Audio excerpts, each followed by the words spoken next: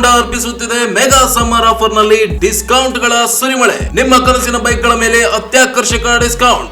Kanaka Durga trade fair Taj Mahal exhibition. ಸತ್ಯ ಅವರ ಆಯೋಜನೆಯ Kanaka Durga trade fair exhibition ಈಗ ಹೊಸ ರೂಪದಲ್ಲಿ ತಾಜ್ ಮಹಲ್ ಕೆಂಪುಕೋಟೆ ಮಾದರಿಯಲ್ಲಿ ರಾಯಚೂರಿನಲ್ಲಿ ಪ್ರಾರಂಭವಾಗಿದೆ. ಕುಟುಂಬದ ಮನೋರಂಜನೆಗೆ ಇದು ಪರಿಪೂರ್ಣ ಸ್ಥಳ.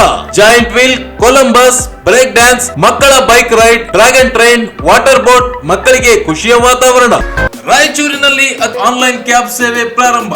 ನಗರದಲ್ಲಿ ಮೊಟ್ಟ ಮೊದಲ ಬಾರಿಗೆ ಆಟೋ ಕ್ಯಾಬ್ ಸೇವೆ ಪ್ರಾರಂಭ. ಬುಕ್ ಮಾಡಿದವರಿಗೆ ಸರಿಯಾದ ಸಮಯ, ಸೂಕ್ತ ದರದಲ್ಲಿ ಸುರಕ್ಷಿತ ಪ್ರಯಾಣದ ವ್ಯವಸ್ಥೆ, ಆಟೋ ಕ್ಯಾಬ್ ಸೇವೆ ಲಭ್ಯ. ನಮಸ್ಕಾರ, ಮೆಗಾ ವಾರ್ತೆಗಳಿಗೆ ಸ್ವಾಗತ. ಮೊದಲಿಗೆ ಹೆಡ್ಲೈನ್. ಜಿಲ್ಲೆಯ ವಿವಿಧೆಡೆ ಕಳ್ಳತನದಲ್ಲಿ ಭಾಗಿಯಾಗಿದ್ದ ಕಳ್ಳನ ಬಂಧನ. 7 ಲಕ್ಷ ಮೌಲ್ಯದ ಚಿನ್ನಾಭರಣ ವಶ. ಎಸ್ಪಿ ಪುಟ್ಟಮಾದಯ್ಯ. ರಾಷ್ಟ್ರೀಯ ಡೆಂಗು ದಿನಾಚರಣೆ. ಮುನ್ನೆಚ್ಚರಿಕೆ ಕ್ರಮಗಳಿಂದ ಡೆಂಗು ನಿಯಂತ್ರಣಕ್ಕೆ ಎಲ್ಲರ ಸಹಕಾರ ಅಗತ್ಯ. ಡಾಕ್ಟರ್ ಗಣೇಶ್. ನಂದಿನಿ ಶಿಕ್ಷಣ ಸಂಸ್ಥೆ ಎನ್ಸಿಟಿಇ ಅನುಮತಿ ಪಡೆಯದೆ ನಿರ್ವಹಣೆ. ವಿಶ್ವವಿದ್ಯಾಲಯ ಸಂಯೋಜನೆ ರದ್ದು. ಹೈಕೋರ್ಟ್ನಲ್ಲಿ ಬಿಐಎಲ್. ರೂಪೇಶ್. ಜೂನ್ 1ರಂದು ಕಲಬುರಗಿಯ ಶ್ರೀ ಶರಣಬಸವೇಶ್ವರ ದೇವಸ್ಥಾನದಲ್ಲಿ ವೀರಶೈವ ಲಿಂಗಾಯತ್ ಸಮುದಾಯದ ವಧುವರರ ಸಮಾವೇಶ. ಚಂದ್ರಶೇಖರ್ ಪಾಟೀಲ್ ಮಿರ್ಜಾಪುರ್.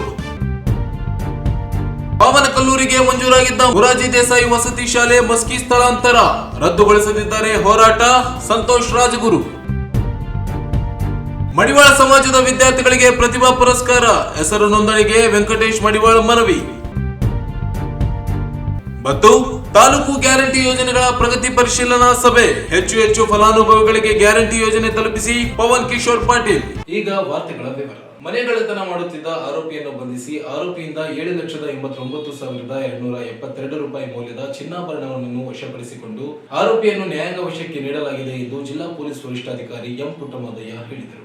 ನಗರದ ಗ್ರಾಮೀಣ ಪೊಲೀಸ್ ಠಾಣೆಯಲ್ಲಿ ಮಾಧ್ಯಮದವರೊಂದಿಗೆ ಮಾತನಾಡಿದ ಅವರು, ತಾಲೂಕಿನ ಕಲ್ಮಲ ಗ್ರಾಮದ ಯಂಕಣ್ಣ ರಂಗ ಎನ್ನುವರ ಮನೆಯ ಕೀಲಿ ಮುರಿದು ಒಟ್ಟು 3,69,207 ರೂಪಾಯಿ ಬೆಲೆ ಬಾಳುವ 27 ಗ್ರಾಂ ಚಿನ್ನದ ಆಭರಣ, 382 ಗ್ರಾಂ ಬೆಳ್ಳಿ ಕಳ್ಳತನವಾಗಿರುವ ಬಗ್ಗೆ ಗ್ರಾಮೀಣ ಪೊಲೀಸ್ ಠಾಣೆಯಲ್ಲಿ ಪ್ರಕರಣ ದಾಖಲಾಗಿತ್ತು. ಪ್ರಕರಣದ ತನಿಖೆಯನ್ನು ASP G Harish, DYSP Shantaveer ಮೇಲ್ವಿಚಾರಣೆಯಲ್ಲಿ ನಡೆಸಲಾಗಿತ್ತು. ಗ್ರಾಮೀಣ ಠಾಣೆ ಸಿಪಿಐ ಸಾಬಯ್ಯ, ಪಿಎಸ್ಐ ಪ್ರಕಾಶ್ ಡಂಬಲ್ ಹಾಗೂ ಸಿಬ್ಬಂದಿ ಮೆಹಬೂಬ್, ಅಮರೇಶ್, ಭಾಸ್ಕರ್, ಶಿವಪ್ಪ, ಆನಂದ್, ವಿರೂಪಾಕ್ಷಯ್ಯ, ತಾಯಪ್ಪ, ಶಾಂತಕುಮಾರ್, ನಾಗೇಂದ್ರಪ್ಪ, ಅಮರ್ನಾಥ್, ಮಹೇಶ್ವರ್ ರೆಡ್ಡಿ ಮತ್ತು ಅಜೀಂ ಒಳಗೊಂಡ ತಂಡ ಪ್ರಕರಣ ತನಿಖೆಯನ್ನು ನಡೆಸಿ ಆರೋಪಿಯನ್ನು ಬಂಧಿಸುವಲ್ಲಿ ಯಶಸ್ವಿಯಾಗಿದ್ದಾರೆ ಎಂದರು. ಬಂಧಿತ ಆರೋಪಿ ಈರೇಶ್ ಮೂಲತಃ ಜೇಗರ್ಕಲ್ ಗ್ರಾಮದವನಾಗಿದ್ದು ಎಲ್ಬಿಎಸ್ ನಗರದಲ್ಲಿ ಇತ್ತೀಚೆಗೆ ವಾಸವಾಗಿದ್ದು, ಆರೋಪಿಯನ್ನು ಬಂಧಿಸಿ ವಿಚಾರಣೆ ನಡೆಸಿದಾಗ ತಪ್ಪೊಪ್ಪಿಕೊಂಡಿದ್ದಾನೆ. ಜೊತೆಗೆ ಮಹೇಶ್ ನಾಯಕ್ ಅಲಿಯಾಸ್ ಮೆಹಬೂಬ್ ಇಬ್ಬರು ಕೂಡಿಕೊಂಡು ಕಳ್ಳತನ ಮಾಡಿದ್ದೇವೆ ಎಂದು ಬಂಧಿತ ಆರೋಪಿ ಈರೇಶ್ ತಿಳಿಸಿದ್ದಾನೆ. ಸಿಂಧನೂರು, ಮಾನವಿ ಹಾಗೂ ಗಬ್ಬೂರು ಪೊಲೀಸ್ ಠಾಣಾ ವ್ಯಾಪ್ತಿಯಲ್ಲಿಯೂ ಈ ಆರೋಪಿಗಳು ಕಳ್ಳತನ ಮಾಡಿದ್ದಾರೆ ಎಂಬುದು ವಿಚಾರಣೆ ವೇಳೆ ತಿಳಿದು ಬಂದಿದ್ದು,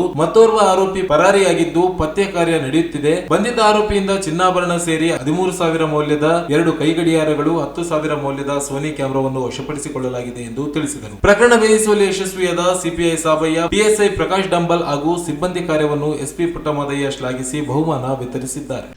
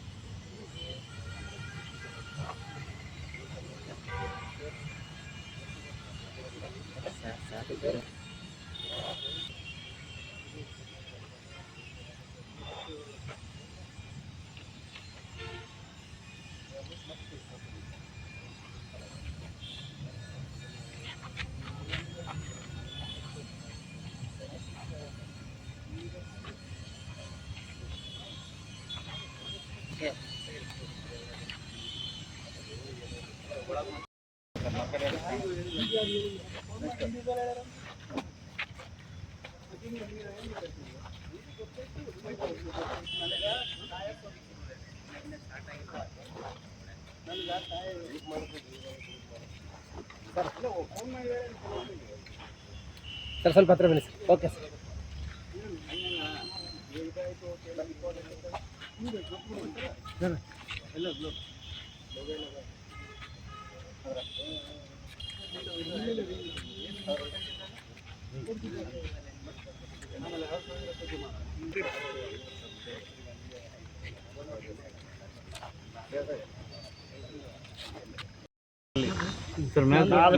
ನಾಲ್ಕು ಪೊಲೀಸ್ ಸ್ಟೇಷನ್ಗಳು, ಒಂದು ಗಬ್ಬೂರು, ಒಂದು ರಾಯಚೂರು ರೂರಲ್ಲು, ಮತ್ತು ಸಿನ್ನೂರು ಮತ್ತು ರಾಯಚೂರು ರೂರಲ್ಲು. ಇವು 4 ಠಾಣಾ ವ್ಯಾಪ್ತಿಗಳಲ್ಲಿ ಕೆಲವೊಂದು ಪ್ರಕರಣಗಳು ದಾಖಲಾಗಿದ್ದು ಪತ್ತೆಯಾಗಿರಲಿಲ್ಲ. ಒಂದು 6 ತಿಂಗಳಿಂದ ನಮ್ಮ ಜಿಲ್ಲೆಯ ಒಬ್ಬ ಹಳೆ MOB ಒಂದು 3 ತಿಂಗಳಿಂದ ಕಾರಾಗೃಹದಿಂದ ಬಿಡುಗಡೆಯಾಗಿದ್ದು ಮಾಹಿತಿ ಇತ್ತು. ನಂತರ ಇಲ್ಲಿ ಬಂದು ಅಲ್ಲಲ್ಲಿ 4 ಕಡೆ ಅಫೆನ್ಸ್ ಮಾಡಿ ಹೋಗಿದ್ದು ನಮ್ಮವ್ರ ಗಮನಕ್ಕೆ ಬಂದು ನಮ್ಮ Raichur sub division DSP Shantaveerappa ಮತ್ತು ಇನ್ಸ್ಪೆಕ್ಟರ್ ಸಾಬಯ್ಯ, ಪ್ರಕಾಶ್ ಡಾಂಬಳ್ ಮತ್ತು ಅವ್ರ ತಂಡ ವಿಶೇಷ ಗಮನವಹಿಸಿ ಫಾಲೋ ಅಪ್ ಮಾಡಿ ದಸ್ತಗಿರಿ ಮಾಡಿದಾಗ ನಮಗೆ ಎಷ್ಟೊಂದು ಐಟಮ್ಗಳು ಸಿಕ್ಕಿದ್ದಾವೆ. ಹೆಚ್ಚು ಕಡಿಮೆ 8 ಲಕ್ಷಕ್ಕೂ ಅಧಿಕ ಮೌಲ್ಯದ ಆಭರಣಗಳು ಮತ್ತು ಬೇರೆ ಬೇರೆ ವಸ್ತುಗಳು, ಚಿನ್ನ, ಬೆಳ್ಳಿ ಮತ್ತು ಕ್ಯಾಮ್ರಾ, ಇಂಥ ವಸ್ತುಗಳೆಲ್ಲ ಸಿಕ್ಕಿದ್ದಾವೆ. ನಿಜವಾಗ್ಲೂ ನಮ್ಮ ಈ ತಂಡ ತುಂಬ ಉತ್ತಮವಾದ ಕೆಲಸ ಮಾಡಿದೆ. ಆ ತಂಡನ ಅಭಿನಂದಿಸ್ತೇನೆ. ಇನ್ನಷ್ಟು ಮುಂದೆ ಇನ್ನೂ ಒಳ್ಳೆಯ ಕೆಲಸಗಳು ಮಾಡಲಿ ಅಂತ ಆ ತಂಡಕ್ಕೆ ವಿಶ್ ಮಾಡ್ತಾ ನಿಮಗೆಲ್ಲ ಧನ್ಯವಾದಗಳು. Thank you. ಜಿಲ್ಲೆಯವರೇ LPS ನಗರದವರು ವೀರೇಶ್ ಅಂತೇಳಿ. ಬೇರೆ ಪ್ರಕರಣ ನಮ್ಮ ತನಿಖೆಯಲ್ಲಿ ಗೊತ್ತಾಗುತ್ತೆ. ಮುಂದೆ ತನಿಖೆಯಲ್ಲಿ ತಗೊಳ್ತೀವಿ. ಇನ್ನೊಬ್ರು ಇದ್ದಾರೆ, ಡಿಸ್ಕ್ಲೋಸ್ ಮಾಡಲಿಕ್ಕಾಗಲ್ಲ, ಅವರು ಕೂಡ ತಸ್ಕರಿ ಮಾಡ್ತೀವಿ. Thank you. ಆಟಿಕೆ ಅಂತ ಹೇಳ್ತಾರೆ, ಬಟ್ ಅದು ಫಾಲೋ ಅಪ್ ಅಲ್ಲಿ ಇದ್ದೀವಿ. ಕೇಸ್ ರಿಜಿಸ್ಟರ್ ಆಗಿದೆ, ಅರೆಸ್ಟ್ ಮಾಡ್ತೀವಿ. ಆಟಿಕೆ ಅಂದರೆ ಒಂದು ತೊಡೆ ಸೀಳಿ ಇನ್ನೊಂದು ತೊಡೆಗೆ. ಹೌದು, ಆಟಿಕೆ ಅಂದರೆ ನಮಗಿರೋ ಮಾಹಿತಿ ಏರ್ಗನ್ ಅಂತ ಹೇಳ್ತಾರೆ. ಆಯಿತಾ, ನೋಡಿ, it is under investigation. I will explain ಏನು ಆರೋಪಿಯನ್ನು ಇಲ್ಲ ಫಾಲೋ ಅಪ್ ಅಲ್ಲಿ ಸಿಬ್ಬಂದಿಗಳೇ ಹೇಳ್ತಾರೆ. ಕೆಲವು ಹೇಳ್ತೀನಿ ಪೊಲೀಸ್ ಸ್ಟೇಷನ್ ಲಿಮಿಟ್ ಆಗಿದೆ, ಅವ್ನು ಅರೆಸ್ಟ್ ಮಾಡಿದ್ವಿ. ಅಲ್ಲ, ಅದು ತುಂಬ ಸೋಷಿಯಲ್ ಮೀಡಿಯಾದಲ್ಲಿ ತುಂಬ ವೈರಲ್ ಮಾಡ್ತಾ ಇದ್ದಾರೆ. ಬೇರೆ ಬೇರೆ ಒಬ್ಬದು ಮಾತ್ರ ಕೇಸ್ ಆಗಿದೆ. ಅದು ಆ್ಯಕ್ಚುಲಿ ನಮ್ದಲ್ಲ, ಅವರು ಸಾದಿ ಅಫ್ರಿಯಾನ್ ಅಂತ ಅವನ ಅನುಯಾಯಿ. ಅವ್ರು ಫೇಸ್ಬುಕ್ಕಲ್ಲಿ ತೆಗೆದು ನಮ್ಗೆ ರಿಕ್ವೆಸ್ಟ್ ಮಾಡಿದ್ರು. ನಮ್ಮ ವ್ಯಾಪ್ತಿಯಲ್ಲಿ ನಾವು ಅರೆಸ್ಟ್ ಕೇಸ್ ರಿಜಿಸ್ಟರ್ ಮಾಡ್ಕೊಂಡಿದ್ವಿ. ಅವ್ನ ಅರೆಸ್ಟ್ ಕೂಡ ಮಾಡಿದ್ವಿ. Thank you. ಡೆಂಗು ಜ್ವರ ನಿಯಂತ್ರಣ ಮಾಡುವುದು ಪ್ರತಿಯೊಬ್ಬರ ಜವಾಬ್ದಾರಿಯಾಗಿದ್ದು, ಈ ನಿಟ್ಟಿನಲ್ಲಿ ಪ್ರತಿಯೊಬ್ಬರು ತಮ್ಮ ಸುತ್ತಮುತ್ತಲಿನ ಜನರಿಗೆ ಡೆಂಗು ಜ್ವರದ ಕುರಿತು ಅರಿವು ಮೂಡಿಸಬೇಕೆಂದು ಪ್ರಭಾರಿ ಜಿಲ್ಲಾ ಆರೋಗ್ಯ ಮತ್ತು ಕುಟುಂಬ ಕಲ್ಯಾಣಾಧಿಕಾರಿ ಡಾಕ್ಟರ್ ಗಣೇಶ್ ಹೇಳಿದರು. ನಗರದ ಜಿಲ್ಲಾ ಆರೋಗ್ಯ ಮತ್ತು ಕುಟುಂಬ ಕಲ್ಯಾಣ ಇಲಾಖೆಯ ಕಚೇರಿ ಎದುರು ಜಿಲ್ಲಾಡಳಿತ, ಜಿಲ್ಲಾ ಪಂಚಾಯತ್, ಜಿಲ್ಲಾ ರೋಗವಾಹಕ ಆಶ್ರಿತ ರೋಗಗಳ ನಿಯಂತ್ರಣ ಯೋಜನೆ, ಮಹಾನಗರ ಪಾಲಿಕೆ ವತಿಯಿಂದ ರಾಷ್ಟ್ರೀಯ ಡೆಂಗು ದಿನಾಚರಣೆ ಅಂಗವಾಗಿ ಹಮ್ಮಿಕೊಂಡಿದ್ದ ಜಾಗೃತಿ ಜಾಥಾಕ್ಕೆ ಚಾಲನೆ ನೀಡಿ ಮಾತನಾಡಿದರು. ಡೆಂಗು ಜ್ವರ ವೈರಸ್ನಿಂದ ಉಂಟಾಗುವ ಕಾಯಿಲೆಯಾಗಿದ್ದು, ಇದು ಸೋಂಕು ಹೊಂದಿದ ಈಡಿಸ್ ಇಸಿಪ್ಟ್ ಸೊಳ್ಳೆಯ ಕಚ್ಚುವಿಕೆಯಿಂದ ಒಬ್ಬರಿಂದ ಒಬ್ಬರಿಗೆ ಹರಡುತ್ತದೆ. ಈ ಸೊಳ್ಳೆ ಸಾಮಾನ್ಯವಾಗಿ ಸ್ವಚ್ಛ ನೀರಿನಲ್ಲಿ ಸಂತಾನಾಭಿವೃದ್ಧಿ ಹಾಗೂ ಹಗಲು ಸಮಯದಲ್ಲಿ ಮನುಷ್ಯರನ್ನು ಕಚ್ಚುತ್ತದೆ. ಡೆಂಗು ಕಾಯಿಲೆಯ ಬಗ್ಗೆ ಜನರಲ್ಲಿ ಜಾಗೃತಿ ಮೂಡಿಸಲು ಮತ್ತು ಈ ಮಾರಕ ಕಾಯಿಲೆ ತಡೆಗಟ್ಟಲು ಕೈಗೊಳ್ಳಬೇಕಾದ ಕ್ರಮಗಳ ಬಗ್ಗೆ ಮಾಹಿತಿ ನೀಡಲಾಗುತ್ತದೆ ಎಂದರು. ಈ ಸಂದರ್ಭದಲ್ಲಿ ಜಿಲ್ಲಾ ಕ್ಷಯರೋಗ ನಿರ್ಮೂಲನಾಧಿಕಾರಿ ಡಾಕ್ಟರ್ ಶಾಕಿರ್ ಮೊಯಿನುದ್ದೀನ್, ಚಂದ್ರಶೇಖರಯ್ಯ, RCH ಅಧಿಕಾರಿ ಡಾಕ್ಟರ್ ನಂದಿತಾ, ಸಂಧ್ಯಾ ಸೇರಿದಂತೆ ಆಶಾ ಕಾರ್ಯಕರ್ತರು, ಅಧಿಕಾರಿಗಳು ಭಾಗವಹಿಸಿದ್ದರು. ರಾಷ್ಟ್ರೀಯ ಶಿಕ್ಷಣ ಪರಿಷತ್ ಅನುಮೋದನೆ ಇಲ್ಲದೆ ನಂದಿನಿ ಶಿಕ್ಷಣ ಮಹಾವಿದ್ಯಾಲಯ ಕಾರ್ಯನಿರ್ವಹಿಸುತ್ತಿದ್ದು, ವಿದ್ಯಾರ್ಥಿಗಳಿಗೆ ತಪ್ಪು ಮಾಹಿತಿ ನೀಡಿ ದಾರಿ ತಪ್ಪಿಸುವ ಕೆಲಸ ಮಾಡಲಾಗುತ್ತಿದೆ. ಕೋರ್ಟ್ನಲ್ಲಿ ಈ ಕುರಿತು ಸಾರ್ವಜನಿಕ ಹಿತಾಸಕ್ತಿ ಅರ್ಜಿಯನ್ನು ಸಲ್ಲಿಸಲಾಗಿದೆ ಎಂದು ರೂಪೇಶ್ ಹೇಳಿದರು. ಅವರಿಂದು ಮಾಧ್ಯಮಗೋಷ್ಠಿ ಉದ್ದೇಶಿಸಿ ಮಾತನಾಡಿ, ಮಾಹಿತಿ ಹಕ್ಕು ಅಧಿನಿಯಮದಡಿ ಅರ್ಜಿ ಸಲ್ಲಿಸಿ ಮಾಹಿತಿ ಪಡೆದಿದ್ದು, ಕಡ್ಡಾಯವಾಗಿ NCTE ಅನುಮತಿ ಪಡೆಯಬೇಕಿದ್ದ ಸಂಸ್ಥೆ ಅನುಮತಿ ಇಲ್ಲದೆ ಅನಧಿಕೃತವಾಗಿ ವಿದ್ಯಾರ್ಥಿಗಳ ಪ್ರವೇಶ ಪಡೆದಿದೆ. ಸಮರ್ಪಕ ದಾಖಲಾತಿ ಪೂರ್ವಾನುಮತಿ ಪಡೆಯದೇ ಇರುವುದರಿಂದ ಮಹರ್ಷಿ ವಾಲ್ಮೀಕಿ ವಿಶ್ವವಿದ್ಯಾಲಯ ಸಂಯೋಜನೆಯನ್ನು ರದ್ದುಗೊಳಿಸಿ ಆದೇಶಿಸಿದೆ ಎಂದರು. 2016 ಮತ್ತು 2017ರಿಂದಲೇ ಅನುಮತಿ ಅನುಮತಿ ಪಡೆಯದೇ ಇದ್ದರೂ ವಿಶ್ವವಿದ್ಯಾಲಯಕ್ಕೆ ಮಾಹಿತಿ ನೀಡದೆ ವಿದ್ಯಾರ್ಥಿಗಳಿಗೆ ಪ್ರವೇಶ ನೀಡಲಾಗಿದೆ. 2021-22 ಸಾಲಿನಿಂದಲೂ ಸಮರ್ಪಕ ದಾಖಲೆ ನೀಡದೇ ಇರುವುದು ಬೆಳಕಿಗೆ ಬಂದಿದೆ. ತಪ್ಪು ಮಾಹಿತಿ ನೀಡಿರುವ ನಂದಿನಿ ಶಿಕ್ಷಣ ಮಹಾವಿದ್ಯಾಲಯ 2024-25 ಸಾಲಿನಿಂದಲೇ ಸಂಯೋಜನೆ ರದ್ದುಗೊಂಡಿದ್ದರೂ ಜಾಹೀರಾತು ಮೂಲಕ ಪ್ರವೇಶ ನೀಡುವುದಾಗಿ ಸಂಸ್ಥೆ ಹೇಳಿ ವಿದ್ಯಾರ್ಥಿಗಳ ಜೀವನದೊಂದಿಗೆ ಚೆಲ್ಲಾಟವಾಡುತ್ತಿರುವುದನ್ನು ನ್ಯಾಯಾಲಯದಲ್ಲಿ ಸಾರ್ವಜನಿಕ ಹಿತಾಸಕ್ತಿ ಅರ್ಜಿ ಸಲ್ಲಿಸಲಾಗಿದೆ. ಅನುಮತಿ ಇಲ್ಲದೆ ಇರುವ ಇತರೆ ಕಾಲೇಜುಗಳನ್ನು ಸ್ಥಗಿತಗೊಳಿಸಿ ವಿದ್ಯಾರ್ಥಿಗಳಿಗೆ ಪರ್ಯಾಯ ವ್ಯವಸ್ಥೆ ಮಾಡಬೇಕೆಂದು ಕೋರ್ಟ್ಗೆ ಮನವಿ ಮಾಡಿರುವುದಾಗಿ ತಿಳಿಸಿದರು. ರಾಂಪುರದಲ್ಲಿರುವ doctor Narasimhulu Nandini memorial education trust ನಡೆಸ್ತಾ ಇರೋ ನಂದಿನಿ ಶಿಕ್ಷಣ ಮಹಾವಿದ್ಯಾಲಯ ಅಂದ್ರೆ ನಂದಿನಿ ಕಾಲೇಜ್ ಆಫ್ ಎಜುಕೇಶನ್ ಇಂದಿನವರೆಗೆ ರಾಷ್ಟ್ರೀಯ ಅಧ್ಯಾಪಕರ ಶಿಕ್ಷಣ ಪರಿಷತ್ ಅಂದ್ರೆ NCTE ಇಂದ ಯಾವುದೇ ಅನುಮೋದನೆ ಪಡೆಯದೆ ಮತ್ತು ವಿದ್ಯಾರ್ಥಿಗಳಿಗೆ ತಪ್ಪು ಮಾಹಿತಿ ನೀಡುತ್ತಾ ಇಂದಿನ ದಿನವರೆಗೂ ಕಾರ್ಯನಿರ್ವಹಿಸ್ತಾ ಬರ್ತಾ ಇದೆ. ಈ ಸತ್ಯವು ನಮಗೆ RTI ಪ್ರತ್ಯುತ್ತರದಿಂದ ಬಯಲಾಗಿದೆ. ಹಿಂದೆ ರಾಯಚೂರು ವಿಶ್ವವಿದ್ಯಾಲಯ ಎಂದು ಕರೆಯಲ್ಪಡುತ್ತಿದ್ದ ಇಂದಿನ ಆದಿಕವಿ ಶ್ರೀ ಮಹರ್ಷಿ ವಿಶ್ವವಿದ್ಯಾಲಯವು ಈ ಒಂದು ವಿಷಯ ಗೊತ್ತಾದ ಮೇಲೆ ತಕ್ಷಣ ಈ ಕಾಲೇಜಿನ ಸಂಯೋಜನೆಯನ್ನು ರದ್ದುಗೊಳಿಸಿದ್ದಾರೆ.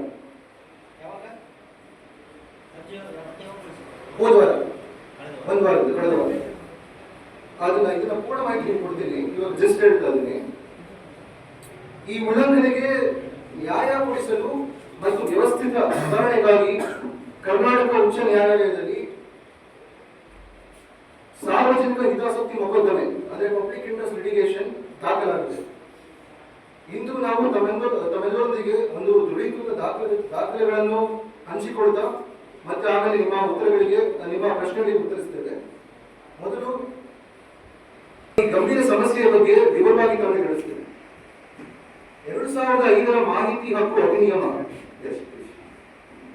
2005 ಮಾಹಿತಿ ಹಕ್ಕು ಕಾಯ್ದೆಯಡಿ ಸಲ್ಲಿಸಲಾದ RTI ಅರ್ಜಿಯ ಮೂಲಕ ನಂದಿನಿ ಶಿಕ್ಷಣ ಮಹಾವಿದ್ಯಾಲಯವು 2017-18ರಿಂದ ಇಂದಿನವರೆಗೂ NCTಯ ದಕ್ಷಿಣ ಪ್ರಾದೇಶಿಕ ಸಮಿತಿಯಿಂದ ಯಾವುದೇ ರೀತಿಯ ಪರ್ಮಿಷನ್ ಅಥವಾ ಅನುಮೋದನೆ ಪಡೆಯದೆ ಕಾರ್ಯನಿರ್ವಹಿಸುತ್ತಿರುವುದು ಬಯಲಾಗಿದೆ. ಈ ಸಂದರ್ಭದಲ್ಲಿ ಸಂಜೀವ್ ಕುಮಾರ್ ಸೇರಿದಂತೆ ಅನೇಕರು ಉಪಸ್ಥಿತರಿದ್ದರು. ಈಗ ಜಾಹೀರಾತುಗಳು.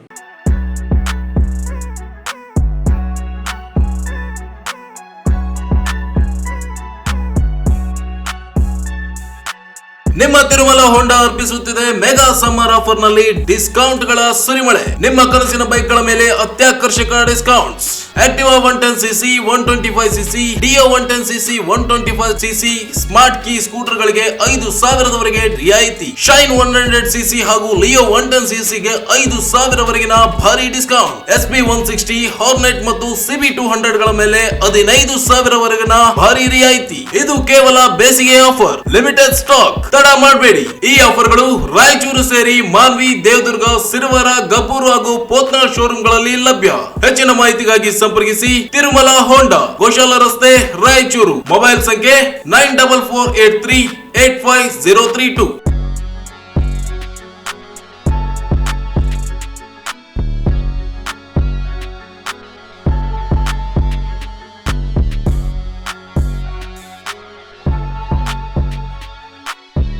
ತಾಜ್ ಮಹಲ್ ಎಕ್ಸಿಬಿಷನ್. ಸತ್ಯ ಅವರ ಆಯೋಜನೆಯ ಕನಕದುರ್ಗ ಟ್ರೇಡ್ ಫೇರ್ ಎಕ್ಸಿಬಿಷನ್ ಈಗ ಹೊಸ ರೂಪದಲ್ಲಿ ತಾಜ್ ಮಹಲ್ ಕೆಂಪುಕೋಟೆ ಮಾದರಿಯಲ್ಲಿ ರಾಯಚೂರಿನಲ್ಲಿ ಪ್ರಾರಂಭವಾಗಿದೆ. ಕುಟುಂಬದ ಮನೋರಂಜನೆಗೆ ಇದು ಪರಿಪೂರ್ಣ ಸ್ಥಳ. Giant wheel, Columbus, break dance, ಮಕ್ಕಳ bike ride, dragon train, water boat, ಮಕ್ಕಳಿಗೆ ಖುಷಿಯ ವಾತಾವರಣ. ಮಹಿಳೆಯರಿಗೆ ಶಾಪಿಂಗ್ ಉತ್ಸವ, bangles, earrings, hair bands, home needs, kitchenware, dry fruits, fancy bags ಎಲ್ಲವೂ ಲಭ್ಯ. ಪುರುಷರ ಉಡುಪು, ಮಕ್ಕಳ ಆಟಿಕೆಗಳು, ಎಲ್ಲರಿಗೂ ಇಷ್ಟವಾಗುವ ಸ್ಥಳ ಇದು ಮಾತ್ರ. Chaat bhandar, panipuri, aloo twister, popcorn, sugar candy, ice cream, Mysuru bajji ಸೇರಿ ಎಲ್ಲಾ ವಿಧದ ಊಟದ ರುಚಿ. ಮನಸ್ಸು ಉಲ್ಲಾಸ. ಒಮ್ಮೆ ಬಂದರೆ ಮತ್ತೆ ಬಾರದಿರಲಾರಿರಿ. ಹಿಂದೆ ಭೇಟಿ ನೀಡಿ. Kanakadurga trade fair Taj Mahal exhibition. ಸ್ಥಳ Walcott ground, Basaveshwara circle, Reliance Mart ಹತ್ತಿರ, ರಾಯಚೂರು.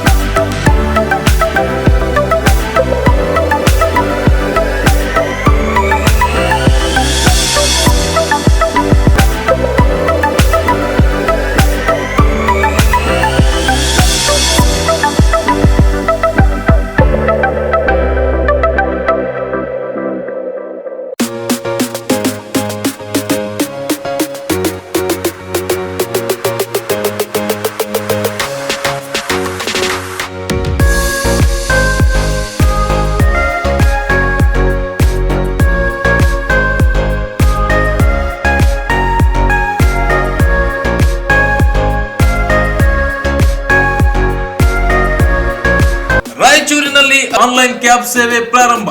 ನಗರದಲ್ಲಿ ಮೊಟ್ಟ ಮೊದಲ ಬಾರಿಗೆ ಆಟೋ ಕ್ಯಾಬ್ ಸೇವೆ ಪ್ರಾರಂಭ. ಬುಕ್ ಮಾಡಿದವರಿಗೆ ಸರಿಯಾದ ಸಮಯ, ಸೂಕ್ತ ದರದಲ್ಲಿ ಸುರಕ್ಷಿತ ಪ್ರಯಾಣದ ವ್ಯವಸ್ಥೆ, ಆಟೋ ಕ್ಯಾಬ್ ಸೇವೆ ಲಭ್ಯ. 369 ಕ್ಯಾಬ್ ಸೇವೆ ಶೀಘ್ರದಲ್ಲೇ ನಿಮ್ಮ ಮನೆ ಬಾಗಿಲಿಗೆ. ಗೂಗಲ್ ಪ್ಲೇ ಸ್ಟೋರ್ ನಿಂದ 369 ಕ್ಯಾಬ್ ಆಪ್ ಅನ್ನು ಈಗಲೇ ಡೌನ್ಲೋಡ್ ಮಾಡಿಕೊಂಡು ಗ್ರಾಹಕರು ಈ ಸೇವೆಯನ್ನು ಸದುಪಯೋಗ ಪಡೆದುಕೊಳ್ಳಿ. ಹಿಂದೆ ಸಂಪರ್ಕಿಸಿ 369 auto cabs, first floor, Anusha complex, Navodaya medical college ಎದುರುಗಡೆ, ಮಂತ್ರಾಲಯ ರಸ್ತೆ, ರಾಯಚೂರು. ಹೆಚ್ಚಿನ ಮಾಹಿತಿಗಾಗಿ ಸಂಪರ್ಕಿಸಿ. ಮೊಬೈಲ್ ಸಂಖ್ಯೆ 988 697 5566.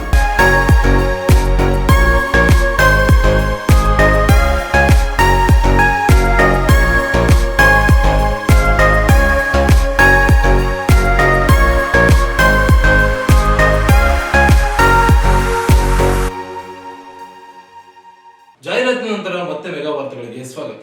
ಕಲಬುರಗಿಯ ಶ್ರೀ ಶರಣಬಸವೇಶ್ವರ ಸಂಸ್ಥಾನ, ಅಖಿಲ ಭಾರತ ವೀರಶೈವ ಲಿಂಗಾಯತ ಮಹಾಸಭಾ ಮತ್ತು ಶಿವಪಾರ್ವತಿ ಮ್ಯಾಟ್ರಿಮೋನಿಯಲ್ ಟ್ರಸ್ಟ್ಗಳ ಸಹಯೋಗದಲ್ಲಿ ಕಲಬುರಗಿಯ ಶ್ರೀ ಶರಣಬಸವೇಶ್ವರ ದೇವಾಲಯ ಆವರಣದಲ್ಲಿ ಜೂನ್ 1ರಂದು ರಾಜ್ಯ ಮಟ್ಟದ 3ನೇ ವಧುವರರ ಸಮಾವೇಶ ಆಯೋಜಿಸಲಾಗಿದೆ ಎಂದು ವೀರಶೈವ ಲಿಂಗಾಯತ ಮಹಾಸಭಾದ ಅಧ್ಯಕ್ಷ ಚಂದ್ರಶೇಖರ್ ಪಾಟೀಲ್ ಮಿರ್ಜಾಪುರ್ ಹೇಳಿದರು. ಅವರಿಂದು ಸುದ್ದಿಗೋಷ್ಠಿಯನ್ನು ಉದ್ದೇಶಿಸಿ ಮಾತನಾಡಿ, ವೀರಶೈವ ಲಿಂಗಾಯತ್ ಸಮುದಾಯದ ಎಲ್ಲಾ ಒಳಪಂಗಡಗಳ ವಧುವರರ ಸಮಾವೇಶ ನಡೆಸಲಾಗುತ್ತಿದ್ದು, ಸಮುದಾಯದ ಜನರು ಸದುಪಯೋಗ ಪಡೆದುಕೊಳ್ಳಬೇಕು ಎಂದು ತಿಳಿಸಿದರು. ಶಿವಪಾರ್ವತಿ ಮ್ಯಾಟ್ರಿಮೋನಿಯಲ್ ಟ್ರಸ್ಟ್ ಅಧ್ಯಕ್ಷ ಚಂದ್ರಶೇಖರ್ ಕಕ್ಕೇರಿ ಮಾತನಾಡಿ, ಜೂನ್ 1ರಂದು ಕಲಬುರಗಿಯಲ್ಲಿ ನಡೆಯಲಿರುವ ವಧುವರರ ಸಮಾವೇಶವನ್ನು ಶರಣಬಸವೇಶ್ವರ ಸಂಸ್ಥಾನದ 9ನೇ ಪೀಠಾಧಿಪತಿ ಚಿರಂಜೀವಿ ದೊಡ್ಡಪ್ಪ ಅಪ್ಪ ಉದ್ಘಾಟಿಸಲಿದ್ದಾರೆ. ಸಾನ್ನಿಧ್ಯವನ್ನು ಪೀಠಾಧಿಪತಿಗಳಾದ ಡಾಕ್ಟರ್ ಶರಣಬಸಪ್ಪ ಅಪ್ಪ ಅವರು ಹಾಗೂ ಮಾತೋಶ್ರೀ ದಾಕ್ಷಾಯಿಣಿ ಎಸ್ ಅಪ್ಪ ವಹಿಸಲಿದ್ದಾರೆ. ಅಧ್ಯಕ್ಷತೆಯನ್ನು ವೈದ್ಯಕೀಯ ಶಿಕ್ಷಣ ಸಚಿವ ಶರಣಪ್ರಕಾಶ್ ಪಾಟೀಲ್ ವಹಿಸಲಿದ್ದು, ಮುಖ್ಯ ಅತಿಥಿಗಳಾಗಿ ಸಂಸ್ಥಾನ ಕಾರ್ಯದರ್ಶಿ ಬಸವರಾಜ್ ದೇಶಮುಖ್, ವೀರಶೈವ ಲಿಂಗಾಯತ್ ಮಹಾಸಭಾದ ಅಧ್ಯಕ್ಷ ಶರಣಕುಮಾರ್ ಮೋದಿ ಆಗಮಿಸಲಿದ್ದಾರೆ.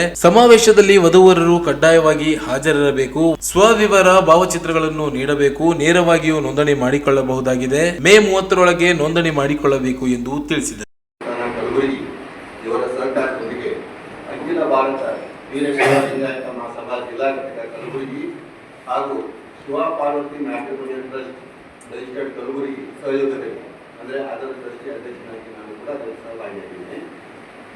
ಈಗ ತೃತೀಯ ರಾಜ್ಯ ಮಟ್ಟದ ಬೃಹತ್ ವಧುವರರ ಸಮಾವೇಶವನ್ನು ಹಮ್ಮಿಕೊಳ್ಳಲಾಗಿದೆ.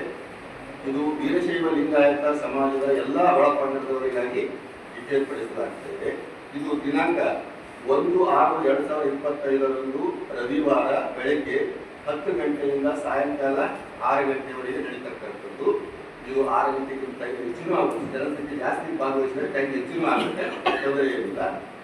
ಇದರ ಸ್ಥಳ ಅನುಭವ ಮಂಟಪ, ಶ್ರೀ ಶರಣಬಸವೇಶ್ವರ ದೇವಾಲಯದ ಆವರಣ, ಶರಣಬಸವೇಶ್ವರ ಸಂಸ್ಥಾನ ಕಲಬುರಗಿಯಲ್ಲಿ ಏರ್ಪಡಿಸಲಾಗುತ್ತದೆ. ಇದರಲ್ಲಿ ಸಾನ್ನಿಧ್ಯವನ್ನು ಪೂಜ್ಯ ಡಾಕ್ಟರ್ ಶರಣಬಸಪ್ಪ ಅಪ್ಪ 8ನೇ ಪೀಠಾಧಿಪತಿಗಳು ಶ್ರೀ ಶರಣಬಸವೇಶ್ವರ ಸಂಸ್ಥಾನ ಕಲಬುರಗಿಯವರು ವಹಿಸ್ತಾ ಇದ್ದಾರೆ. ಜೊತೆಗೆ ಮಾತೋಶ್ರೀ ಡಾಕ್ಟರ್ ದಾಕ್ಷಾಯಿಣಿ ಎಸ್ ಅಪ್ಪ ಏನು ಕಲಬುರಗಿ ನಗರದಲ್ಲಿ ಆದ ನಂತರ ರಾಯಚೂರಿನಲ್ಲಿ ಕೂಡ ಒಂದು ಒಳ್ಳೆಯ ಸಮಾವೇಶ ನಮ್ಮ ವೀರಶೈವ ಲಿಂಗಾಯತವನ್ನು ಮಾಡ್ತು ಅಂತ ಹೇಳ್ತಾ, ಇದು ಕಲಬುರಗಿಯಲ್ಲಿ ನಡೆತಕ್ಕಂಥ ವಧುವರರ ಸಮಾವೇಶ ಯಶಸ್ವಿ ಆಗಬೇಕು. ನಮ್ಮ ರಾಯಚೂರು ಜಿಲ್ಲೆಯಿಂದ ಅಕ್ಕಪಕ್ಕದ ಜಿಲ್ಲೆಗಳಿಂದ ಎಲ್ಲ ಕಡೆಯಿಂದ ಇದನ್ನ ಹೆಚ್ಚಿಗೆ ಪ್ರಚಾರ ಅನ್ನಪ್ಪ ಅಂತಂದ್ರೆ ನಾಳೆ ವಧುವರರ ಸಮಾವೇಶದಲ್ಲಿ ಎಲ್ಲರೂ ಕೂಡ ಭಾಗವಹಿಸಲಿಕ್ಕೆ ಅನುಕೂಲ ಆಗ್ತದೆ ಅಂತಕ್ಕಂಥ ದೃಷ್ಟಿಯಿಂದ ಈ ಪತ್ರಿಕಾಗೋಷ್ಠಿಯನ್ನು ಕರೆದಿದ್ದೇವೆ.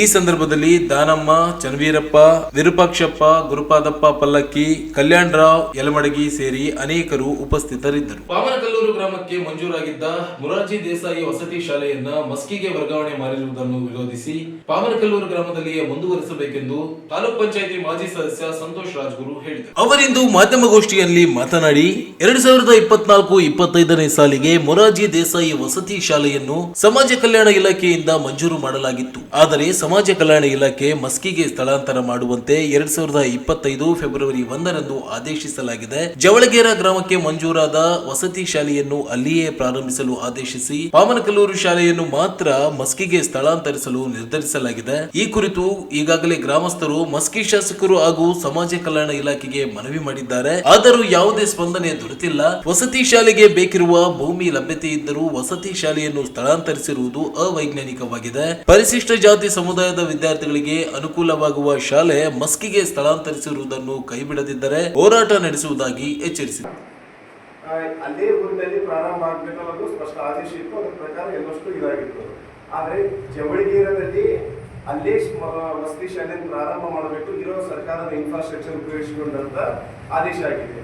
ಅದೇ ಪತ್ರದಲ್ಲಿ ಕೆಳಗಡೆ ಪಾಮನ್ಕಲ್ಲೂರಲ್ಲಿ ವಸತಿ ಶಾಲೆ ಬೇಡ, ಅದೇ ಶಾಲೆಯನ್ನ ಪಾಮನ್ಕಲ್ಲೂರಿಂದ 25 ಕಿಲೋಮೀಟರ್ ದೂರದಲ್ಲಿರೋ ಮಸ್ಕಿಯಲ್ಲಿ ಪ್ರಾರಂಭ ಮಾಡೋದಕ್ಕೆ ಆದೇಶ ಮಾಡಿದ್ದಾರೆ. ಜವಳಗೇರಕ್ಕೆ ಯಾವ ನಿಯಮಗಳನ್ನು ಅಪ್ಲೈ ಆಗಿದೆ ಆ ನಿಯಮಗಳನ್ನ ಪಾಮನ್ಕಲ್ಲೂರಿಗೆ ಪಾಲಿಸೋಕೆ ರೆಡಿ ಇಲ್ಲ ಅಧಿಕಾರಿಗಳು.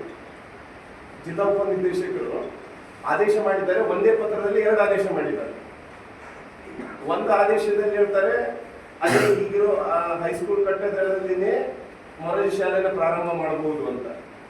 ಬಟ್ ಅದೇ ಪತ್ರದಲ್ಲಿ ನೆಕ್ಸ್ಟ್ ಪ್ಯಾರಾದಲ್ಲಿ ಹೇಳ್ತಾರೆ ಪಾಮನ್ಕಲ್ಲೂರಲ್ಲಿ ಈ ವಸತಿ ಶಾಲೆ ಮಾಡೋಕ್ಕಾಗಲ್ಲ, ಇದನ್ನ ನಾವು ಮಸ್ಕಿಯಲ್ಲಿ ಮಾಡ್ತೀವಿ ಅಂತ ಇರಬಹುದು.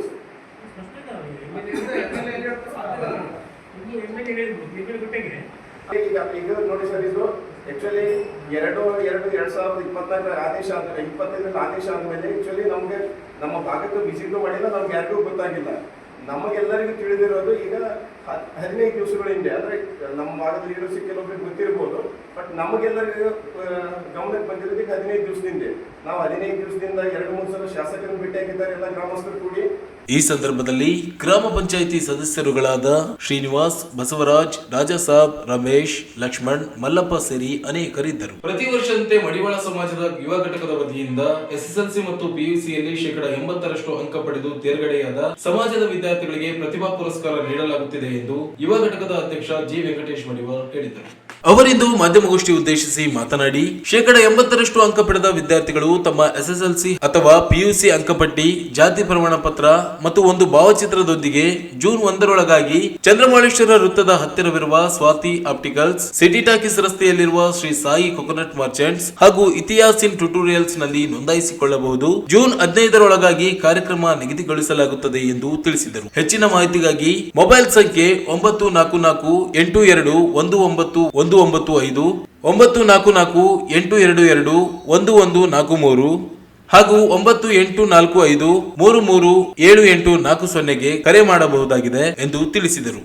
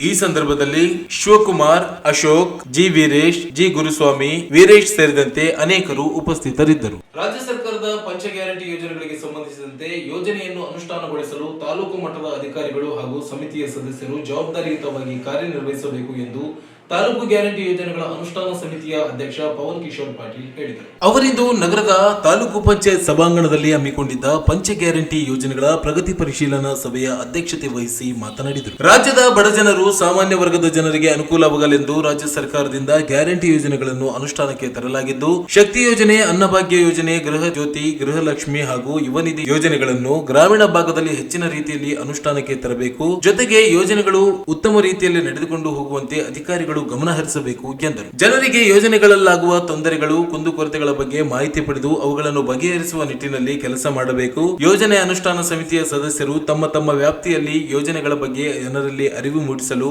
ಮುಂದಾಗಬೇಕು ಎಂದು ತಿಳಿಸಿದರು. ಗ್ರಾಮ ಪಂಚಾಯತ್ ಮಟ್ಟದಲ್ಲಿ ಸಭೆ ನಡೆಸಿ ಗ್ರಾಮೀಣ ಭಾಗದಲ್ಲಿ ಪಂಚಾಯಿತಿವಾರು ಹಾಗೂ ನಗರ ಭಾಗದಲ್ಲಿ ವಾರ್ಡ್ ವಾರು ಕುಂದುಕೊರತೆ ಸಭೆಯನ್ನು ಹಮ್ಮಿಕೊಳ್ಳಬೇಕು. ಸಾರ್ವಜನಿಕರ ಹಿತದೃಷ್ಟಿಯಿಂದ ಈ ಸಭೆಗಳನ್ನು ನಡೆಸಲೇಬೇಕು ಎಂದು ತಿಳಿಸಿದರು.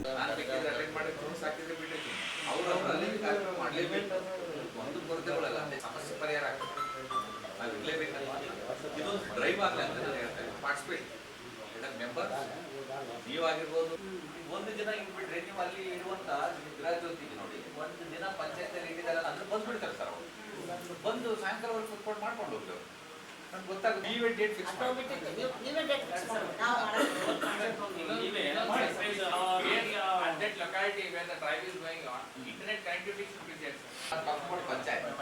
ಗ್ರಾಮ panchayat. Okay, let this 32 panchayat will fix it. City is concerned. Municipal councillors also are there. Like Gram Panchayat Adhyaksha will call there. Like that we have to take it to conference. Is councillor. ಅದರಲ್ಲಿ vehicle ಅಲ್ಲಿ ಎಲ್ಲ ಕಡೆ announce ಮಾಡ್ತಾರೆ. ಅದನ್ನ ನಾವು ಗ್ರಾಮ ಪಂಚಾಯತಿ head quarter ಅಲ್ಲೇ ಇಟ್ಕೊಂಡ್ಬಿಡ್ತೀವಿ. ಅಲ್ಲಿ ಏನು ಬೇಡ, ಇಲ್ಲಿ ಬೇಡ ಸರ್. ನಮಗೆ ಆಯ್ತು.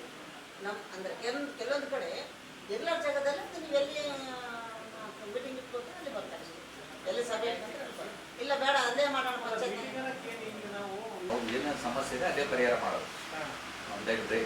ಸ್ಪೆಷಲ್ ಆ ಡೇಯಲ್ಲೇ ಮಾಡೋದು ಗ್ರೀವೆನ್ಸಸ್. ನೀವು ಆ ಥರ ಒಂದೇ ದಿನ ಇದನ್ನ ಅಭಿಯಾನ ಟೈಪ್ ಒಂದೇ ದಿನ ಇಟ್ಕೊಂಡ್ಬೇಡ. ಒಂದೊಂದು ಪಂಚಾಯತ್ ಒಂದೊಂದು ಅಭ್ಯಾಸ. ಇಲ್ಲ ಸರ್, ಸರ್ ಈಗ ಏನು ಮಾಡ್ಬೇಕು, ಪಂಚಗ್ಯಾರಂಟಿ ಬೈತಾರೆ. ಒಂದು ಲಿಸ್ಟ್ನಾಗ ಬರ್ಬಿಡು. ಅವತ್ತಿನ ದಿನ ಯಾರ್ಯಾರಿಗೆ ಇದು ಗೃಹಲಕ್ಷ್ಮಿ ಆಗಿಲ್ಲ ಅವರಲ್ಲಿ ಬಂದು ಮಾಡ್ಕೊಬೋದ, ಅಪ್ಲಿಕೇಶನ್ ಕೊಡೋದಾಗಲಿ ಪಂಚಾಯತಿಯಲ್ಲಿ ಮಾಡ್ಬೋದು. ಹಾಕ್ಬೋದು, ಅಲ್ಲೇ ಬಂದು ಹಾಕ್ಬೋದು ಅಲ್ಲೇ ದಿನ. ಓಕೆ, ಅಲ್ಲಿ ಬೇರೆ ಏನೇನು ಇಶ್ಯೂಸ್ ಇದ್ರೆ ಬಾಪೂಜಿ ಕೇಂದ್ರದಲ್ಲಿ ಪಂಚಾಯತ್ ವೈಸ್ ಇರ್ತದೆ ಸರ್, ಅಲ್ಲಿ ಅಲ್ಲಿ ಏನೇನು ಬೇರೆ ಇಶ್ಯೂಸ್ ರಿಜೆಕ್ಟ್ ಆಗಿದ್ರೆ, ಬೇರೆ ಇಶ್ಯೂಸ್ ಇದ್ರೆ ನಿಮ್ಮೂರ ಸಿಬ್ಬಂದಿ ಇಟ್ಕೊಂಡು ಅವತ್ತಿನ ಮಾಡ್ಬೋದಲ್ಲ, ಮಾಡ್ಬೋದು. ಲ್ಯಾಪ್ಟಾಪ್ ಇಟ್ಕೊಂಡು ನಿಮ್ಮ ಬಂದು ಆ ಪಂಚಾಯತಿಯಲ್ಲಿ ಸ್ಪೆಷಲಿ ಅವತ್ತಿನ ದಿನ ಅಟೆಂಡ್ ಮಾಡ್ಬೋದು ಗ್ರೀವೆನ್ಸಸ್. ಸೊ ಅದನ್ನ ಹೇಳೋದಿಲ್ಲ, ಜಸ್ಕಾಮ್ ಅವ್ರದ್ದು ಅವರು ಅವತ್ತಿನ ದಿನ ಸಿಬ್ಬಂದಿ ಇಟ್ಕೊಂಡ್ಬಿಟ್ರೆ ಬಂದಂಥವ್ರು ಬಿಲ್ ತೊಗೊಂಡ್ಬಂದು ಆಧಾರ್ ಕಾರ್ಡ್ ತೊಗೊಂಡ್ಬಂದ್ರೆ ಅಲ್ಲಿ ಯಾರ್ಯಾರ್ದು ಆಗಿಲ್ಲ ಗೃಹ ಜ್ಯೋತಿಯಲ್ಲಿ ಅಲ್ಲೇ ಹಾಕೋಬೋದು ಅವತ್ತಿನ ದಿನ ಸ್ಪಾಟ್ ಅಲ್ಲಿ ದಿನ ಡ್ರೈವ್ ಮಾಡಿದ್ರೆ. ಸೇಮ್ ಅದೇ ಥರ CDP ನಿಮ್ಮ ಆಫೀಸಿಂದ ಕೂಡ ಅವ್ರು ಸಿಬ್ಬಂದಿ ಇದ್ಬಿಟ್ರೆ ಯಾವ್ದಾದ್ರು ರಿಜೆಕ್ಟ್ ಆಗಿರೋದು ಅಥವಾ ಬಂದಿಲ್ಲ ಏನಾದರೂ ತೊಂದರೆ ಇದ್ರೆ ನಿಮ್ಮ ಸಾಫ್ಟ್ವೇರಲ್ಲೇ ಗೊತ್ತಾಗೋದಲ್ಲ ಏನು ಇಶ್ಯೂ ಇದೆ ಅಂತ ಗೊತ್ತಾಗುತ್ತೆ. ಸೊ ಅವ್ರಿಗೆ ಈಸಿಲಿ ಅವ್ರಿಗೆ ನಾವು ಕನ್ವಿನ್ಸ್ ಮಾಡ್ಬೋದು ಏನಾಗಿದೆ ಸಮಸ್ಯೆ ಅಂತ. ಗ್ರೀವೆನ್ಸಸ್ ನಾವು ಅಡ್ರೆಸ್ ಮಾಡ್ಬೋದು. ಹೊಸ ಅಪ್ಲಿಕೇಶನ್ ಇದ್ರೂ ಅಲ್ಲೇ ಸ್ವೀಕಾರ ಮಾಡ್ಬೋದು. ಸರಿ ಮಾಡಿದ್ರೆ ಚೆನ್ನಾಗಿ ಅಂತಾರೆ. ನಾವು ವಾರ್ಡ್ ವೈಸ್ ಮಾಡಿ ಅವತ್ತಿನ ಕೂಡ ನೀವು ಇಲ್ಲಿ ಅಟೆಂಡ್ ಮಾಡ್ಬೋದಲ್ಲ, 35 ವಾರ್ಡ್ 35 ಗಂಟೆ ಮಾಡ್ಬೋದು. ಅವರು ಅಲ್ಲಿಗೆ ಬರ್ಬೋದಂತಿಲ್ಲ, ಅವ್ರಿಗೆ ಒಂದು ಓದೂ ಇಲ್ಲ ನಮ್ಗೆ, ಯಾಕಂದ್ರೆ ಅಪ್ಲಿಕೇಶನ್ ಹಾಕೋ ನಾವಲ್ಲ. ಹಾಗಾಗಿ ಅವ್ರಿಗೆ ಏನು ಗೈಡ್ ಮಾಡ್ಬೇಕು ನಾವೆಲ್ಲ.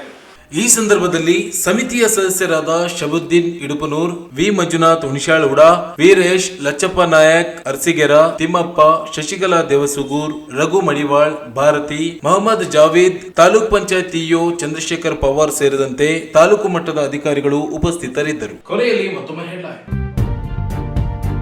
ಜಿಲ್ಲೆಯ ವಿವಿಧೆಡೆ ಕಳ್ಳತನದಲ್ಲಿ ಭಾಗಿಯಾಗಿದ್ದ ಕಳ್ಳನ ಬಂಧನ, 7 ಲಕ್ಷ ಮೌಲ್ಯದ ಚಿನ್ನಾಭರಣ ವಶ, ಎಸ್ಪಿ ಪುಟ್ಟಮಾದಯ್ಯ.